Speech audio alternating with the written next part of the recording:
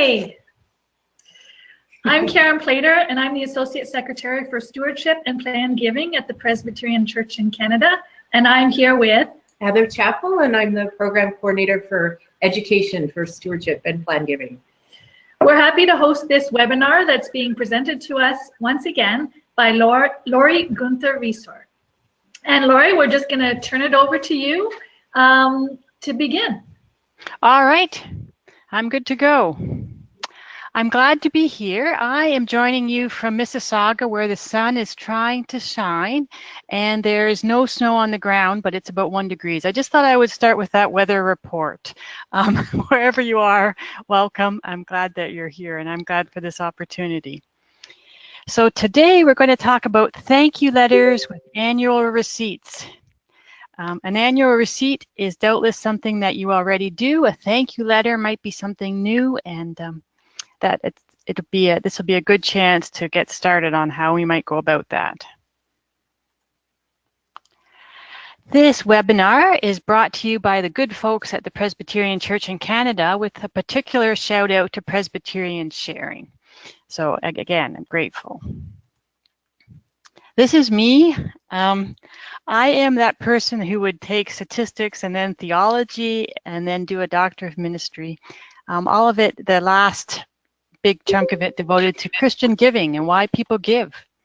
If you wanted to know more about my research or anything really about what I do, I have a blog and I post all my stuff at lgresearch.com. There's the address right there. I am a stewardship consultant or fundraising consultant, depending on the day. I enjoy speaking. I'm a theologian, a poet, a donor. I've been a pastor. I'm currently a board member and a wife and a mom, and that seems to be enough to keep me busy. As we go about this presentation, please jump in with questions. I really enjoy when people have questions. There's no such thing as a dumb question. And Karen and I have a good routine now where she reads them and I answer them. And if I can't answer them, then she helps me answer them. So it works out pretty well. So please don't hesitate to ask. So here's what we're going to do here. We're going to do thank you letters with annual receipts. We're going to start with what wonderful work has God been doing in your congregation? A chance to get us warmed up and thinking about those things. Then we're going to look at annual receipt letters with an example. And we're also going to look at letters for people who didn't give. Yes, that's right. Letters for people who didn't give, because we want to mail those people too. I've put in big letters with samples for you to revise, correct, and improve, because I wrote the letter and you'll say, oh, well, I wouldn't say it like that. And that's excellent, because then we've got a head start on it, don't you? You can just take my letter and make it into something that suits you. As a bonus today, too, we're going to do a little bit on narrative budgets. I'm going to point you to some materials that are already out there, because that's another great storytelling tool, which helps your congregation tell its story. So narrative budgets are important too. So let's begin. Let's start with what wonderful work has God been doing in your congregation? Thank you letters are a bit like a shell on the beach, because it's a reminder, a small, beautiful reminder that God does great work. And that's what we're after here. A reminder of the great work that God is doing. That's what a thank you letter is. If you see here on the screen, there's a real life example of a thank you card. It's from the United Church in Canada. They've produced these, they printed these out to send to congregations so that congregations will have packs of thank you cards on hand. It says, thank you on the outside, and we are called to be the church with gratitude for your generosity in all things on the inside. Now, I want to tell you a little bit about the inside scoop on gratitude from a fundraising perspective. Gratitude increases the chances that a donor will give another gift, a second gift, or a third gift. And that's why secular fundraisers and a lot of big charities are so good at saying thank you. When I worked at World Vision, the standard for getting a thank you letter out the door was 24 hours. Thank you is really important. It's a really good fundraising practice. Now, we as Christians have an even better reason for saying thank you, and that's because we are thankful to God. We are grateful to God, to God's grace that we are part of the church and that we have received God's mercy. And we give in grateful obedience to a generous God. So we just have a wonderful reason to say thank you, even more so than the secular charities that are out there. So thank you is great fundraising practice, and even more importantly, it's part of our theology, of our gratitude to a generous God, and gratitude for generous donors.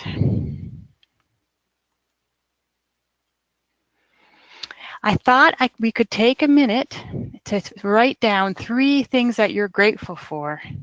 This will be useful to you as you start writing your own letter, and it's just a good way to get our heads and our hearts in a good place of thinking about writing a thank you letter. It's just to think of 3 things that you're grateful for, about your church, about your life in general. It can be anything.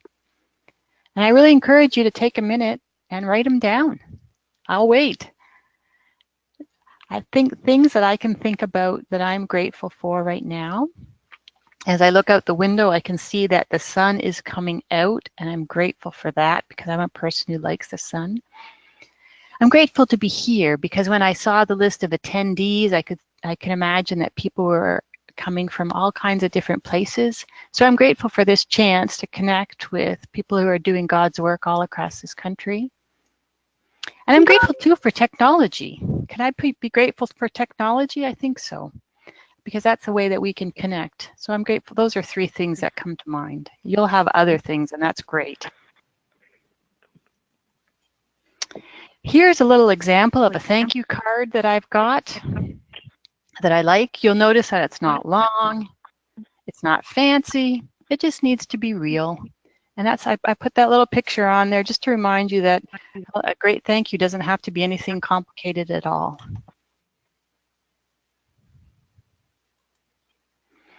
If I was writing a letter for my home church, I worship at Hamilton Mennonite Church, I would write about God loves everybody, because I did a children's story 2 weeks ago where I had pieces of bunny fabric and we talked about different bunnies and how they were feeling, and no matter how those bunnies were feeling, that God loves everybody. So if I was writing a letter for my church, it would be about that. Your letter is going to be a little bit different, but we always have something to be grateful for. We really do. When I do a webinar like this, I go back through in my toolkit and say, what have I already done about this? So I found a blog post that I'd done that's called 3 Things a Church Can Always Be Thankful For, Even in Tough Times. And there's always things to be grateful for. And that's the reason why we're going to talk about narrative budgets at the end too, is because when we think about being grateful and telling the stories of what God is doing in our church, storytelling, saying thank you, and narrative budgets, those things are all really connected. So there's always something to be thankful for, even in tough times. And let's look at 3 examples. This is not an exhaustive list. I think I've left a lot of stuff out of this list, and great, you can add things.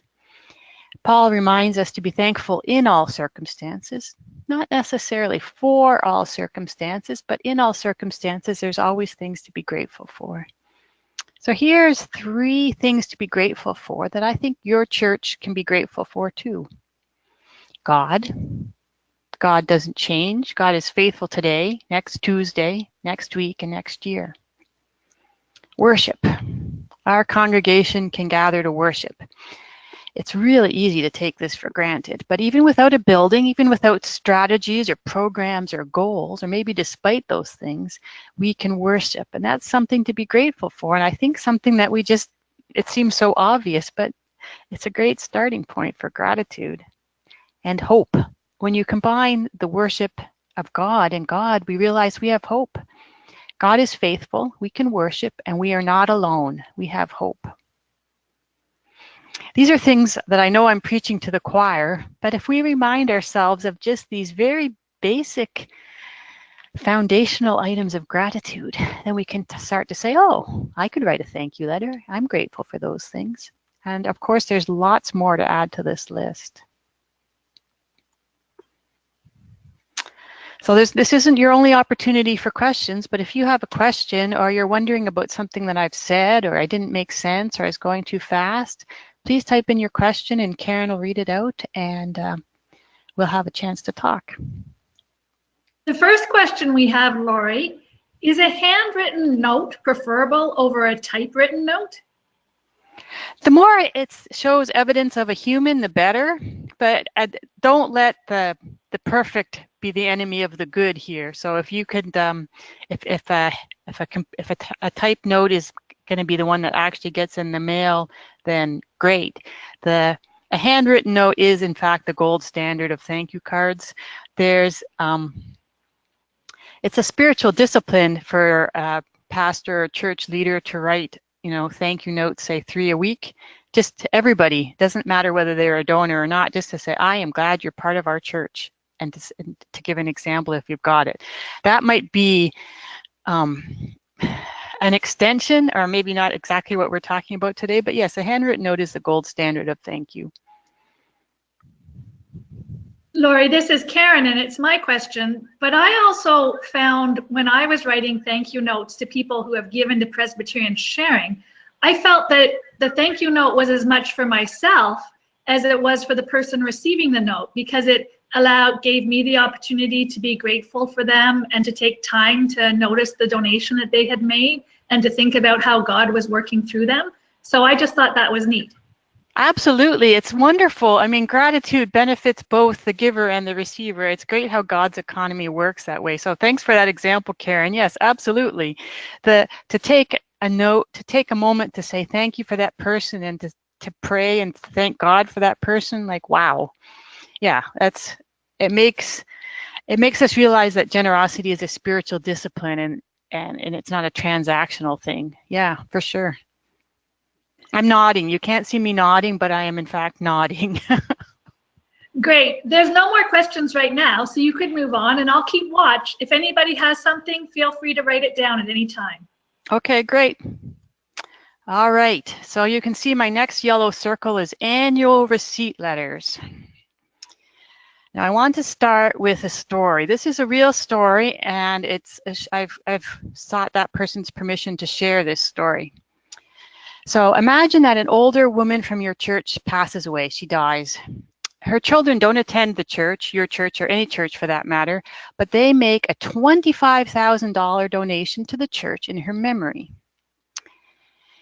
Imagine if they just got a standard form letter from the church bookkeeper who didn't even bother to sign the letter. How would that grieving family feel to get such an impersonal, cold letter that's not even signed from everybody? Well, they said how they felt. They felt like it was a bucket of cold water thrown in their face. Didn't their mom matter to the church? Didn't the church care about their gift?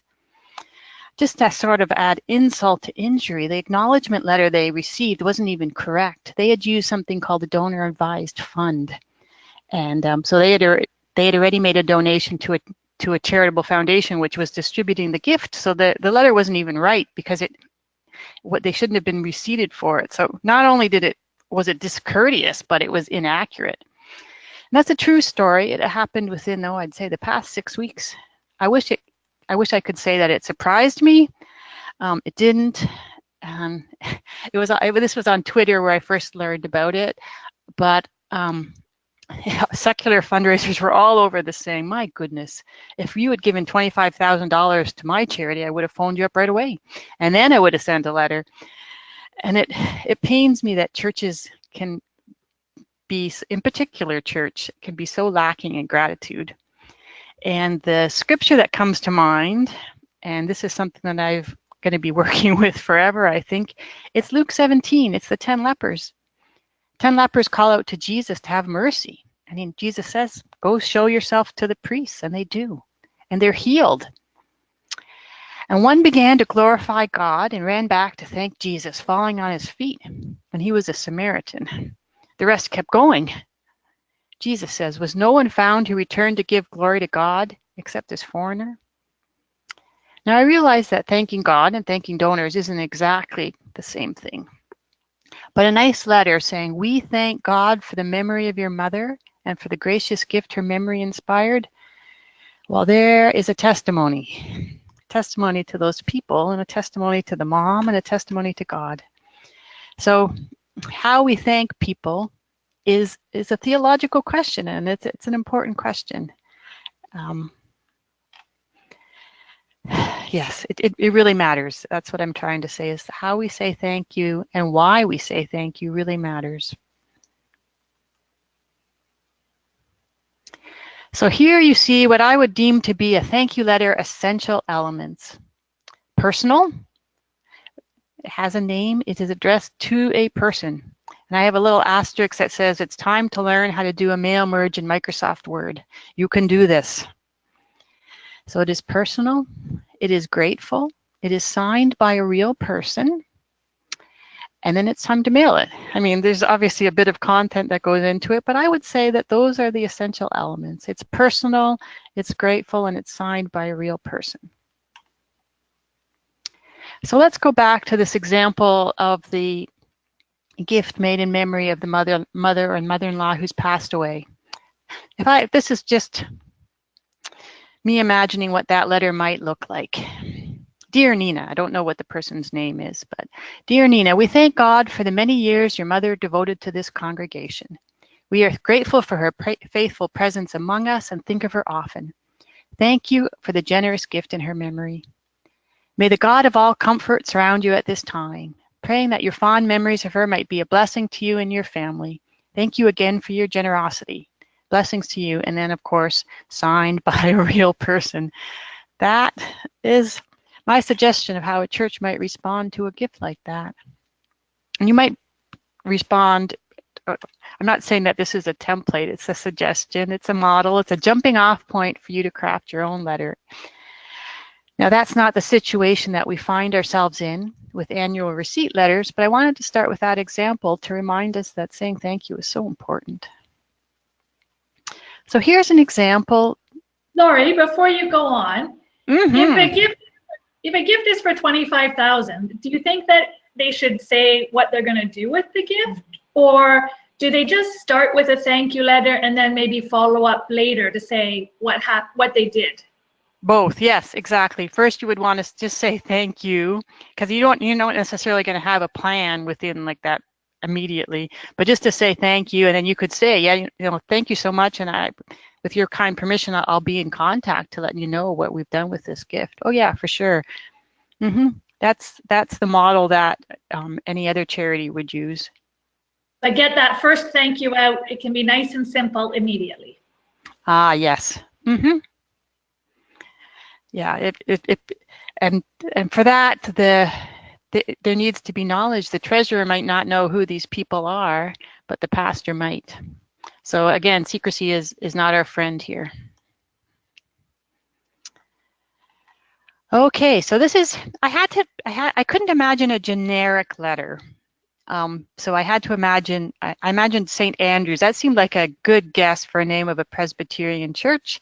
And I imagined that St. Andrews has been around for a while. In fact, I imagine in my mind a stone building with a steeple and the whole deal. I mean, maybe your church meets in a shopping mall. You'll have to mix it up a little bit. But here's my sample. I'll just read it out. And this is posted, so you have these words. Dear Mary, as we celebrate 130 years of ministry at St. Andrews, I am grateful for the people who have come before us and built this church. I am grateful for the people who prayed this community into existence and whose prayers sustain it still.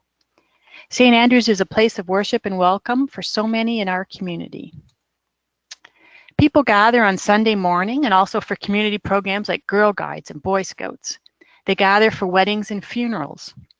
I thank God for faithful donors like you whose contributions sustain our church as a place of worship and welcome. As followers of Christ, we are called to hospitality. I am grateful that St. Andrews continues to host our weekly seniors tea and newcomers English classes. As your minister, St. Andrews is a venue for many conversations and opportunities for prayer and counsel. We praise God for our continued worship together. We are a community of hope, a community who trusts that our generous God multiplies our efforts and our gifts. Thanks be to God. In Christian love, Reverend K. Penner. Reverend Penner is a fictitious minister, and in my little universe of Peach Blossom Church, Reverend Penner, or Pastor Penner, depending on the day, is the leader. So that is a sample. I don't imagine that you would use that letter verbatim, But as you read it, you say, oh, well, I would say it like this, or I would add this, and that's great. What I'm wanting to do is give you something to change and to modify, because it's often easier to start with something that's already there than to start with a blank piece of paper. So start with a bad letter, any letter, and then edit. Does your congregation have a favorite hymn or worship song where there's some of those words would really apply and resonate with people? What scripture passage come to mind? As the Psalms are an excellent start for life and everything, and for thank you letters too. Your letter might be different if it was written by the youth pastor or the Christian education director or somebody else, and that there's no one rigid way for how this letter has to be written. But I wanted to start with a sample. So, questions? Who should write the letters in the congregation? Any suggestions? My top vote would be the minister, because that's likely the person who the person receiving the letter would know. You want someone that the person receiving the letter, that they know who it is. So if somebody gives to the Vacation Bible School, you could have a thank you letter from the coordinator of the school if they know them. Sure. Yeah, there's no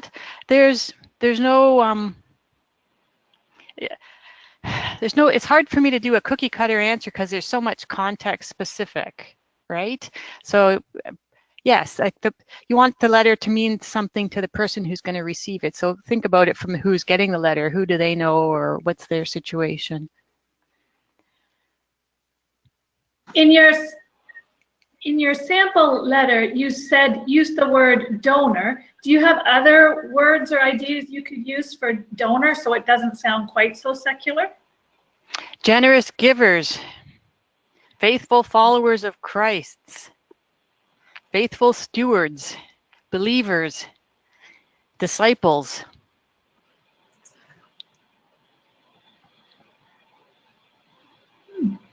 Okay, here's a few comments that we have. There was a few people asking about who should write the letter, and one person says that she writes the letters, but this is a minister. She writes the letters, but doesn't sign them. The clerk of session and the chair of the board both sign the letters. Do people know? So do people know that she wrote it? No, that's a good question. Okay, I'm just looking. Oh, Steve is also asking, where do we find this file? So if you go to presbyterian.ca and if you search for webinars or /webinars, you'll find the PDF of all these PowerPoint presentations. They will also be moved to the section that's called previous webinars. So if you just search for webinars on the presbyterian.ca, you'll see the PowerPoints, and you can copy the letters from there.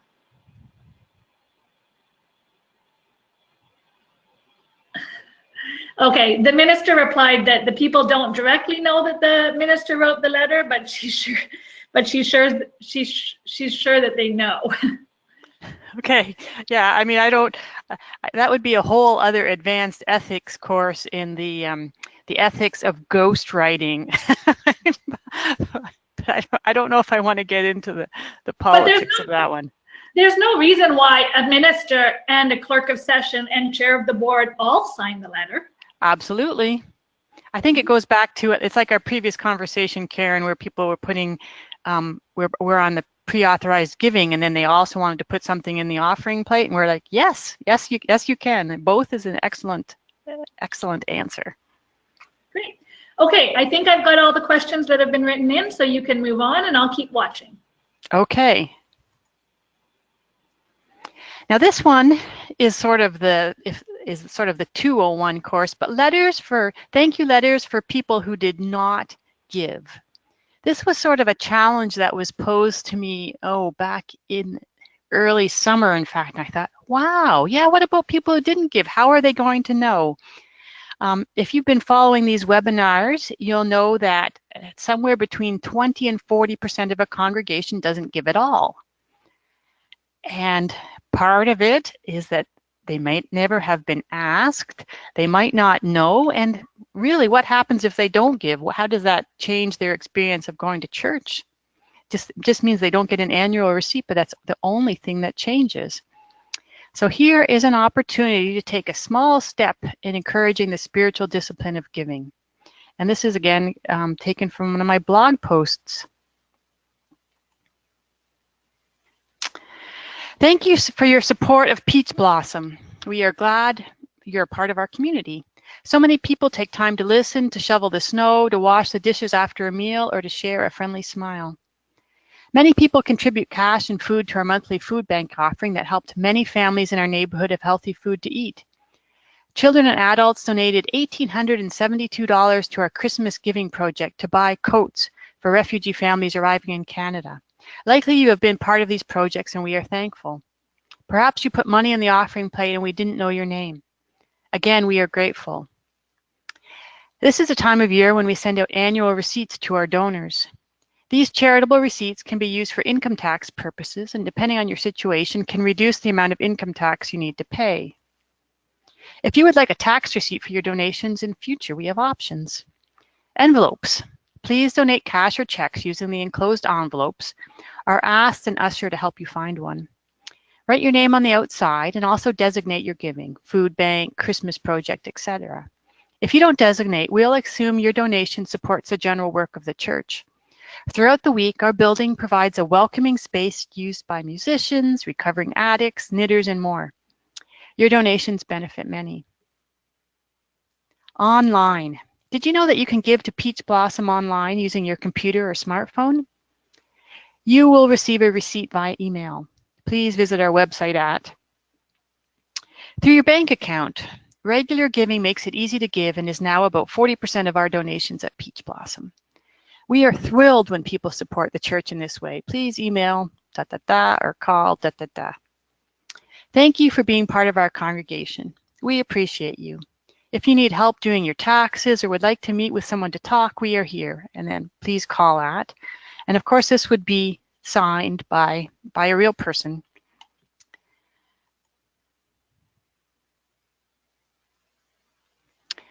I've given you a whole grab bag of resources because that letter is going to be accompanied by a receipt.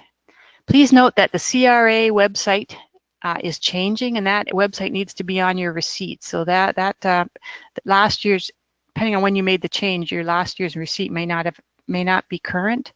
So the government provides a sample receipt showing exactly what it should look like. The Presbyterian Church of Canada has a treasurer's handbook. Mark Bloomberg is a lawyer who is a go-to for providing information for Canadian charities. So his receipting handbook for Canadian charities handles every possibility that you might encounter, and it's available online.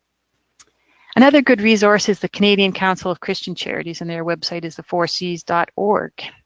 So that's sort of, those would be my go-tos for doing a correct receipt to go along with that beautiful letter that you're going to write. Okay. I said earlier that we would spend a few minutes talking about narrative budgeting. Narrative budgeting, that would be interesting, wouldn't it? Narrative budgeting can help you tell your story. And these slides are from Karen. So thanks, Karen, for adding this in. Because as we think about telling stories in our thank you letters, we think more generally, well, what is it that our church does? And a narrative budget is an excellent way to tell your church's story. It's not about the light bill, it's what happens when the lights are on. I'm going to say that again because it's my favorite line. It's not about the light bill, it's about what happens when the lights are on that we want to tell. So if you can see, this example talks about music and worship, and we talked about that again under gratitude. We're so grateful. Weekly worship is not something we can take for granted, plus all those special services, not to mention funerals and marriages and all kinds of other things that happened, and the way that your church is engaged with the community, however that might be. Children's ministry, like Vacation Bible School, that example has already come up, and camp, and all the ways that that children and youth bring joy and vitality to our communities and to our churches. How do we help others? That's on the next slide, so I'm going to move to that one. Refugee sponsorship through Presbyterian sharing, through Presbyterian World Service, and so on.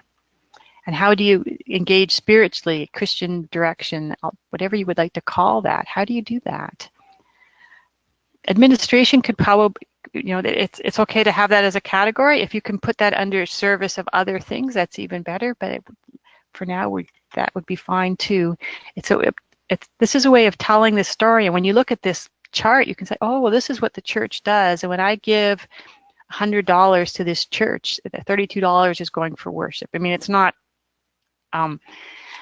this is a guide. It's not going to be, we're not going to literally divide it up, like literally divide their gift into pennies like that, but this is showing what happens when you give.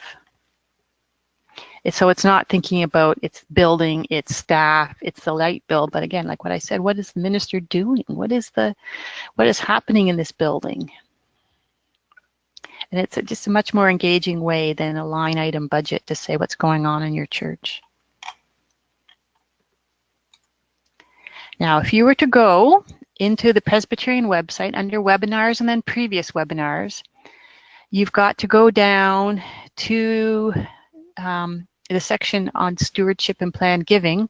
And there's 2 webinars there that have been about narrative budgeting.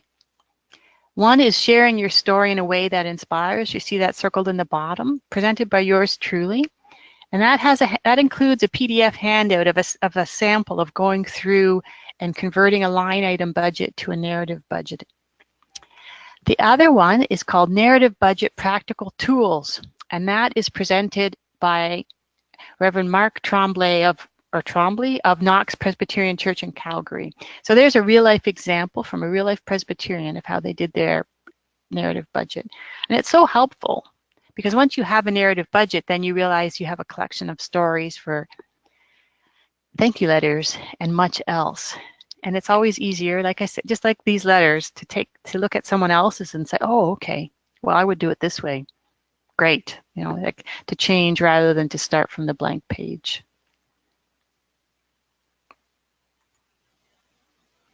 All right, questions, comments, rebuttals. Did anything come up, Karen? Yeah, I've got a few things. Okay, I'm going to go with the most recent comment. Thank you for the letter for people who do not give.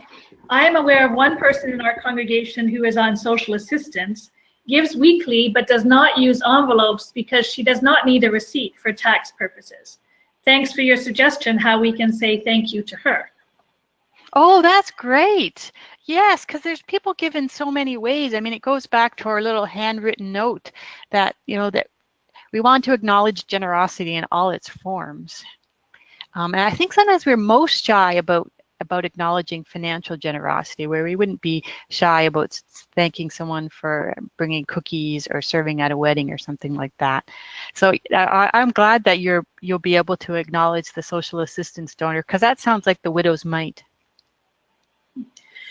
There was a little bit of conversation going back and forth about whether or not it should be the minister or the clerk of session signing the letters. And so I'll just share with you 2 of the comments. One was from the person who said that their clerk of session and chair of the board of managers said, the reason why this happened is because I first signed the first stewardship letter that I ever did, and the congregation was actually upset that I was asking for money. Part of the culture of this congregation, I guess. And then somebody else responded, when a donation is made in the memory of a loved one, it is our board and trustees that handle these donations and thank you cards. So I think it's a little bit, sometimes it is important to know the culture of your church, but do you have any other suggestions, Lori? I was a bit surprised that the thank you letter would be asking for money. Usually we don't, some charities will ask for money in a thank you letter, but usually the truest, I think, and most genuine thank you letter is as we've discussed it here, that says thank you. the thank you letters for people who don't give does offer ways for people to give if they want to get a receipt. So yeah, that it does. Of course, it's cultural, and the main thing that we want to stress is to say thank you. To just send out a receipt and have it be impersonal is really missing an opportunity to nurture the spiritual discipline of giving. Yeah, I think I emphasize that as well. I think that sometimes we think, oh, we should say thank you, and then if you want to give more. But it's a great way to just send a thank you card that's just purely thank you, doesn't ask for anything, is just expressing gratitude. If you want to follow up in the future with a letter that invites people to give, you can say thank you again. People can always be thanked many times, but that first thank you, it's always good if it's just a thank you. Yes, it's impossible to say thank you too many times. That is a good reminder. The steadfast love of the Lord never ceases. His mercies never come to an end. Okay, here's another question. So would you say that the items you list in the narrative budget are the same as those you point to or give thanks to in a thank you letter? Oh, that's a hard one. I think that we don't have to, the thank you letter doesn't have to encompass every last thing that we do at church. When I said that I would tell the story about God loves everybody if I was writing a letter for my own church, I wouldn't necessarily try to work the refugee fund in there as well. So I don't want us to get too hung up. By all means, take the letter I've done and say, oh, I wouldn't say all of that. I just want to talk about 2 things, and that's fine. It just has to be genuine and thankful, and people can tell that. They really can. If you're genuinely thankful and it only lists, 32% of what goes on in your church, absolutely fine, as long as it's grateful. I don't know if that's a cop. Yeah, this is Karen, and it was my idea just to add this stuff about the narrative budget in. And my idea was that it's just another tool in your toolkit that if you want to get started from somewhere and you're thinking, oh, what is it that people's gifts are doing? And you've already done the process of doing a narrative budget, it can just help give you some ideas. But you don't have to talk about everything that's in there. Oh, yes, I think we're on the same page, Karen. Then a narrative budget is just a way of, it's really making a list of all the things you're grateful for about your church, and then assigning them, saying, oh yeah, well, we spend about 40% of our resources on this in this area and so forth, and being glad that you can do all these great things, that God has given you the ability and the energy to do it. Great, well, that's all the comments for now. Wow.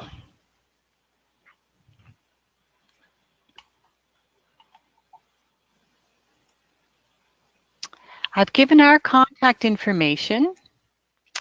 So if you wanted to reach out, Karen and Heather and Jim and more people are involved with the Presbyterian Church in Canada and can help you with all of these things.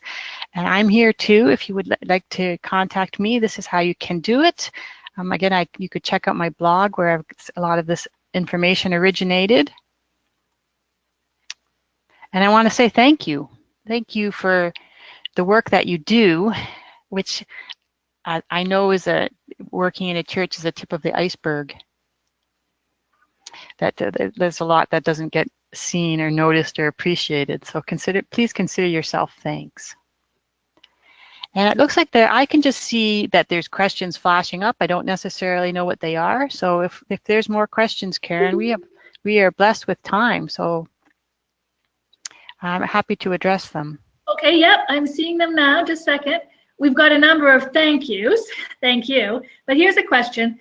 I'm curious about the narrative budget and how you do the AGM then.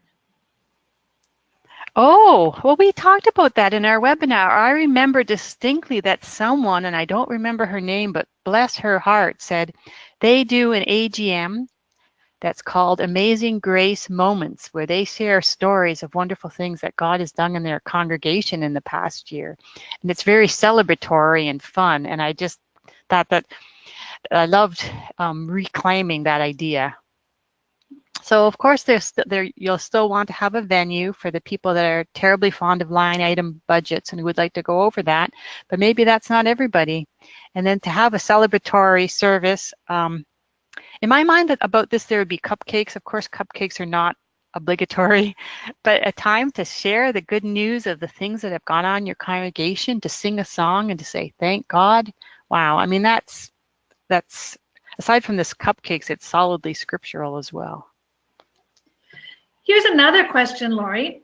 Does a letter to non-givers not breach confidentiality, or how do you identify the non-givers in your church? Does a letter to non-givers breach confidentiality?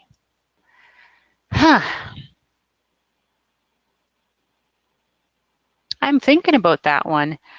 I think that if you're collecting cash, they could be a giver. So I think it's hard to write a letter.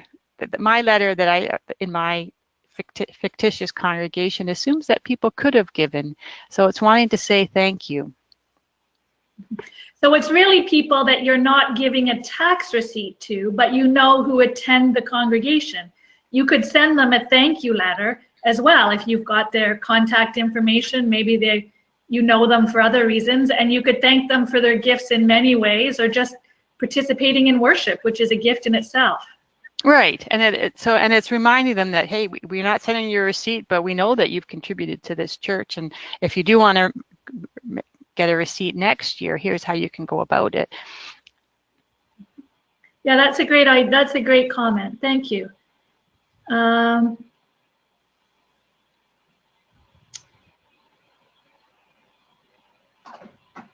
Okay, now there's another comment. I think this was back to the narrative budget discussion. Someone said to me that you can provide time after worship a few Sundays before for people to ask about finance stuff, etc. Yeah, I think that's not a bad idea. Yeah, like I had the good fortune to be at a stewardship conference last week, and as we were in our breakout groups talking about, thinking about all kinds of stewardship things and perhaps geeking out a little bit, reimagining stewardship. Once we start reimagining that, it changes how we think about church as well. So yeah, it spreads. So the idea of having a financial meeting and then a few weeks later having an AGM that's more along the line of amazing grace moments, it's starting to reframe this discussion in more ways of storytelling and celebrating what God is doing, and that's great, because then then telling what happened at your amazing grace moments meeting in a letter becomes like once we get rolling, we have more and more things, more and more stories to tell, and we recognize those stories more.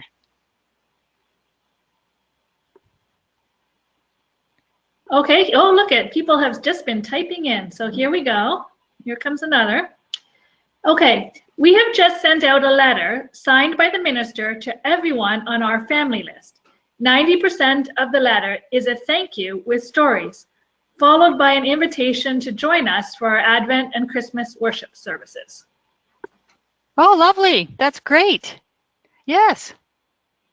Yes, and again, we can't assume that people read the email, or if they weren't in church, they didn't see the bulletin.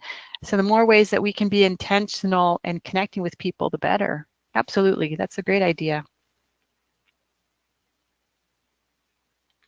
I think in my original Peach Blossom letter, in fact, or at least one version of it, I had a PS. We are going to be having some event or whatever as a PS. So yes, another way, the more ways that we can offer to connect with people, the better.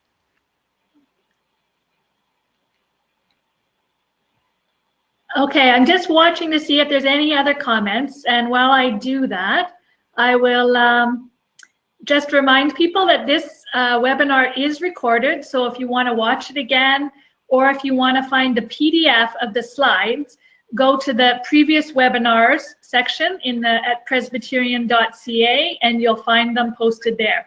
James is usually really good and has the recording and the PDF posted shortly after we close down. Thanks, James. All right, I don't see any other questions coming in. I'm just scrolling once more. So thank you once again, Lori, for giving us some great kernels to think about as we craft our thank you letters. Oh, it's a privilege. Thank you for all the great work that you do. Okay. And if anybody else has thank you letters and they want to send them in for as samples for other congregations, we'd be happy to post them. Or if you have a thank you letter and you want somebody to read them, feel free to shoot me an email. I'm happy to read and say how and give you suggestions. Oh, that's a great service, isn't it? A second set of eyes. Yeah. All right, I think that's it. So thanks, everyone. We have our next webinar in January. So I hope that you have a very Merry Christmas, and we look forward to seeing you then. The next one is January 23rd, Leaving a Legacy to Your Church, talking about bequests. We'll see you then. All righty.